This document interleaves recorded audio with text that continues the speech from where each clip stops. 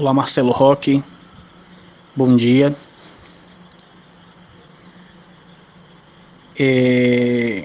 Gostaria de expor um pouco, da minha decepção enquanto eu tive nessa instituição, se é que nós podemos chamar isso de instituição, que eu acredito que isso seja uma multinacional, presente em mais de 200 países e sempre procurando arrecadar mais e mais e mais. Sou um ex-obreiro da Igreja Universal do Reino de Deus, o qual eu me refiro Igreja Universal, mas no fundo nós sabemos que não é. E fui obreiro durante um bom tempo, estive na igreja por mais de 10 anos. Inclusive sou do tempo que o ex-bispo Alfredo Paulo esteve aqui na nossa cidade, aqui em Manaus, na época da construção da empresa maior, na Constantino Neri, na Catedral.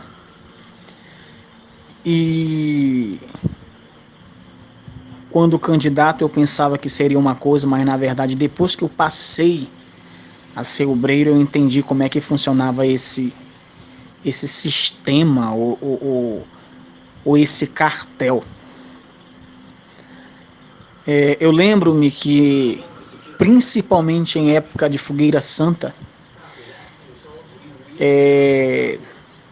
todos os obreiros, todos os candidatos a obreiros, os evangelistas, naquela época o grupo Jovem Nova Geração, que hoje é o Força Jovem Universal, mas o corpo de obreiros e os candidatos, aqueles que queriam ser obreiro, todos eram obrigados a fazer campanhas e ao mesmo tempo estar na Fogueira Santa de Israel.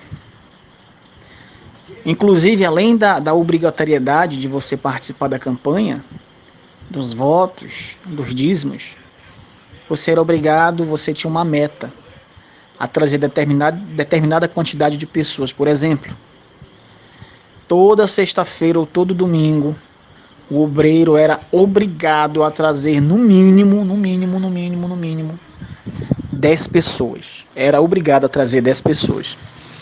E o que o pastor fazia? Ele pegava e colocava o nome dos obreiros, Nós éramos obrigados a trazer alimentos não perecíveis para nós formarmos cestas básicas, 2, 3 cestas básicas, e as pessoas vinham com o intuito, não era de conhecer o evangelho, não era de nada, era com o intuito, pessoas simples, menos favorecidas, que sempre é assim, as pessoas que mais caem no papo desses canalhas, desses vagabundos, são pessoas simples, humildes, e eles vinham pelo interesse no sorteio, e o pastor com interesse de cumprir suas metas semanais. Inclusive, quando eu fui obreiro, eu era aquela espécie de obreiro que dormia na igreja, que estava na igreja, que não tinha auxiliar naquela época, então praticamente eu fazia o trabalho do auxiliar.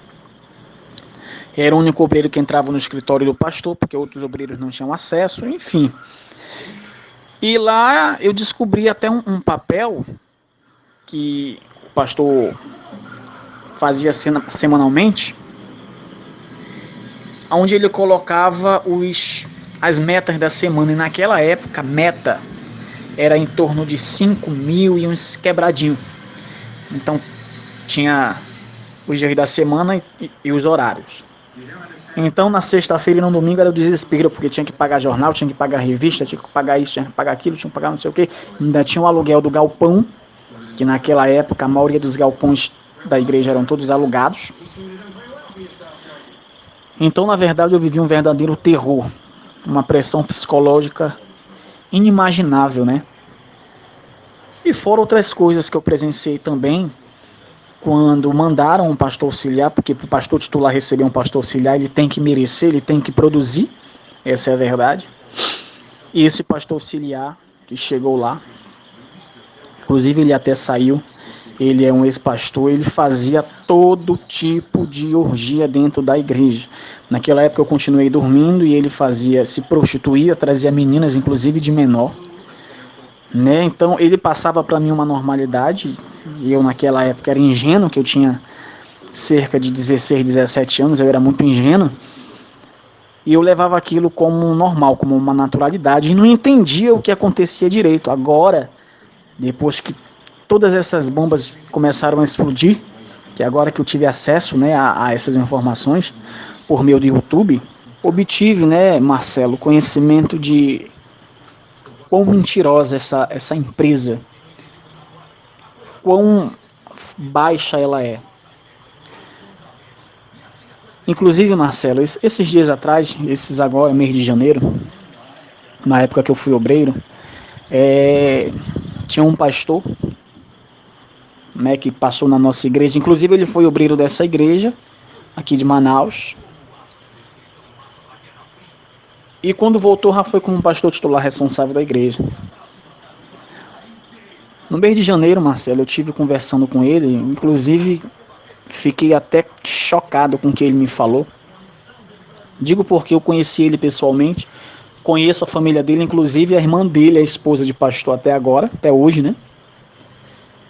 E o que acontece? Ele me relatou que ele foi para um outro estado.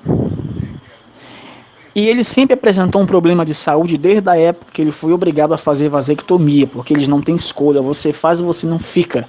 Não existe escolha nessa empresa. Se você quiser fazer parte dela, você tem que se enquadrar no meio dela. Se você quiser fazer parte, você tem que se enquadrar. Você tem que se encaixar numa empresa, como se fosse um perfil profissional. Então, um desses perfis, você é obrigado a fazer vasectomia. E desde o tempo que ele fez essa vasectomia, ele ficou com um determinado problema de saúde, né? Então ele nunca ficou bom. Então ele disse que ele chegou a uma época que ele foi mandado para uma sede regional, porque ele faturava bem, né? Ele me contou muitas e muitas outras coisas, mas essa me chamou a atenção, porque isso é um problema de saúde, isso é questão de vida, porque nós para estarmos vivos, nós dependemos, abaixo de Deus, inteiramente da nossa saúde. E ele começou a apresentar alguns problemas de saúde, né? Aqui em Manaus, a empresa paga uma outra empresa, que é o Hospital Adventista, que é uma outra instituição, né? Eu acredito, Marcelo, que essas grandes empresas, todas são de igrejas evangélicas. A Seita Universal não é só ela, mas ela é a pioneira nesse assunto de empresa, como as demais também eu acredito que seguem o exemplo dela, Marcelo. E ele começou a ser meio que botado de escanteio, porque ele tinha que estar cuidando da saúde dele e ele não estava produzindo mais como antes. E ele foi tirado, Marcelo, agora no mês de janeiro, devido ao problema de saúde dele. E eu falei para ele, que eu não vou identificar ele, porque é antiético, né? Mas eu falei para ele, o senhor sabia que isso é crime? Que o senhor poderia processar pelos mais de 18 ou 19 anos, que segundo ele ficou, eu acredito que sim, porque quando eu cheguei na igreja em 99 para 2000, ele já era obreiro e já estava saindo para ser auxiliar no Poiburd, naquela época, já fazem mais de 18 anos atrás. E eu falei para ele, eu só sabia que isso é crime, né? Então se eu fosse o senhor, eu processaria essa empresa, inclusive ele, depois de tantos e tantos anos, está morando dentro da casa do pai dele, que a mãe dele faleceu recentemente, né? E ele está morando dentro da casa do pai dele e não tem absolutamente nada na vida. Nada na vida. O que eu quero reiterar? Como você fala, como o ex-bispo Alfredo Paulo fala, que inclusive eu conheci ele na época, eu fui mandado para ser levantado obreiro por ele, antes de ter a catedral, porque naquela época os bispos que consagravam os obreiros, né? E conheci o bispo Alfredo Paulo de perto, né? Vi ele pessoalmente, como também um profeta nervoso, como você, Marcelo Roque, que você está fazendo também essas denúncias, como o bispo Natan e outros mais, né, que estão denunciando essa safadeza, essa falcatrua, essa multinacional. Isso não é uma instituição religiosa, eu digo porque participei, fui obreiro e estava também sendo preparado para se auxiliar, graças ao Senhor Jesus. Ele não permitiu, né, os abusos que os obreiros sofrem, os abusos que os auxiliares sofrem, né? Fome, passam fome, os auxiliares passam fome dentro da igreja. Fome. Se não for um ou outro levar um alimento, uma comida, alguma coisa, eles passam literalmente fome. A pressão psicológica que os obreiros têm, não é o pastor, não, é os obreiros têm de manter pessoas. O pastor ele se preocupa com o financeiro. E a pressão psicológica para cima dos obreiros, Marcelo, é de manter aquela quantidade de gente dentro da igreja. E infelizmente, a grande parte dos obreiros, quase 100% acredito eu, agora não. Agora o negócio está começando a pegar. Mas grande parte, quase 100% dos obreiros, todos são alienados, manipulados. Todos, por falta de conhecimento, por passarem tanto tempo dentro dessa praga, dessa desgraça chamada universal, e quando vem à tona determinados tipos de denúncia, a pessoa não acredita porque está completamente alienada.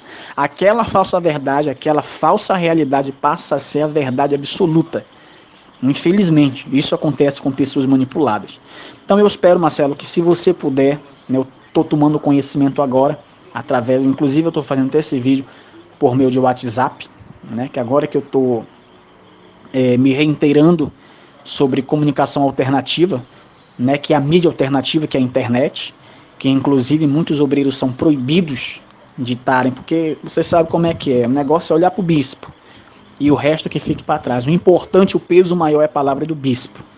Aqui em Manaus, Marcelo, não é diferente. Não é diferente.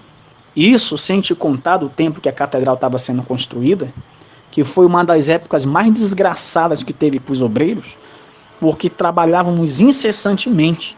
Então tinha catedral para construir, aluguel de igreja, tinha aluguel de ônibus para trazer as pessoas, tinha fogueiração. É um absurdo. É um montante de dinheiro que eu acredito que nem a receita toda do Brasil chega perto de tanto dinheiro que esse salafrário, esses pilantras, manipuladores, a cúpula, que até muitos pastores que estão embaixo, eles não sabem, eles não têm conhecimento. É como se fosse uma espécie de maçonaria. Você está dentro da maçonaria, mas você não conhece. Quem conhece é quem está lá no grau 30, 31, 32, 33. Que são os mais altos graus da maçonaria. É como se fosse na seita universal, não é diferente. Está aí as provas que o Edir Macedo é maçom, né? E é complicado, Marcelo. Então eu espero que esse áudio chegue, né, através do seu canal, que me inscrevi agora recentemente, é um canal sensacional. Acredito eu que vocês sofrem perseguição, né? Mas é um direito de se expor. O Brasil é um estado laico, e eu espero que logo, logo, pessoas com consciência denunciem, que o Ministério Público ouça, né, que cheguem essas denúncias, até que quem sabe nós possamos fazer uma denúncia concreta para o Ministério Público Federal intervir nessa desgraça, nessa empresa, nesse partido político chamado Universal. E os pobrezinhos, os pequenos, né, que estão abaixo dessa pirâmide, que estão sendo sugados, que estão sendo manipulados e massacrados por essa praga, por essa empresa maldita. Fiz parte, graças ao Senhor Jesus Cristo. Hoje não faço mais parte dessa seita. Conheço muitos ex-obreiros, inclusive um ex-auxiliar que hoje, que saiu de lá, que foi mandado embora.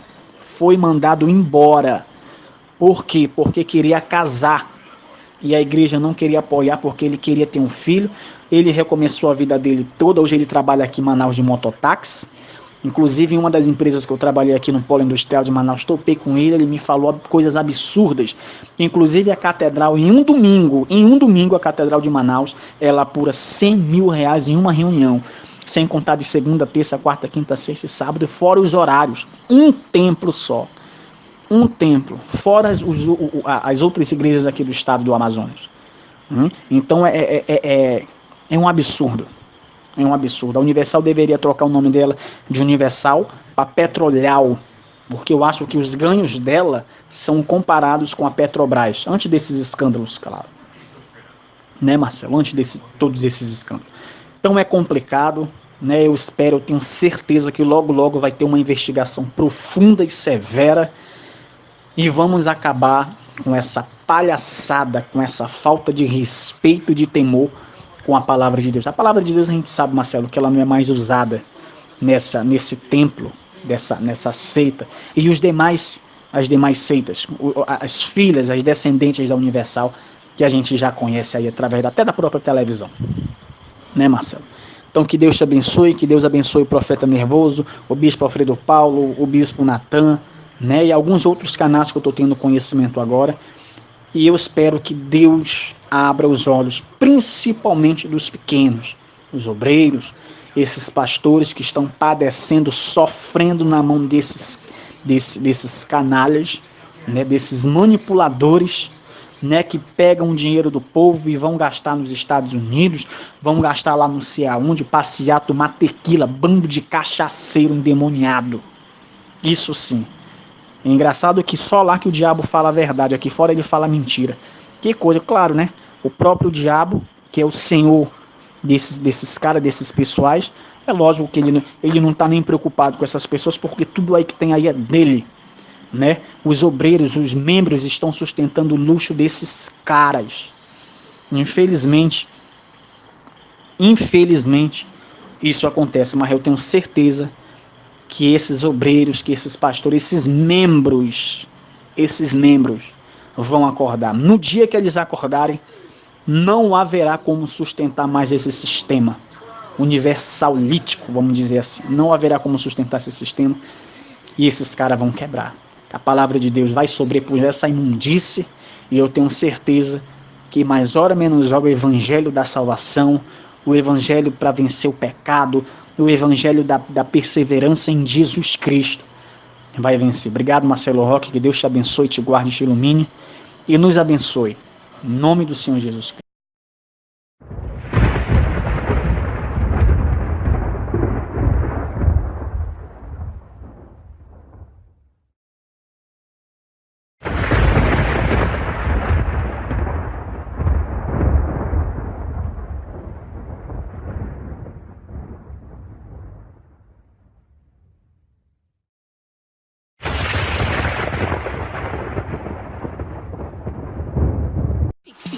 So anytime you stop me, you want your rock up, I know.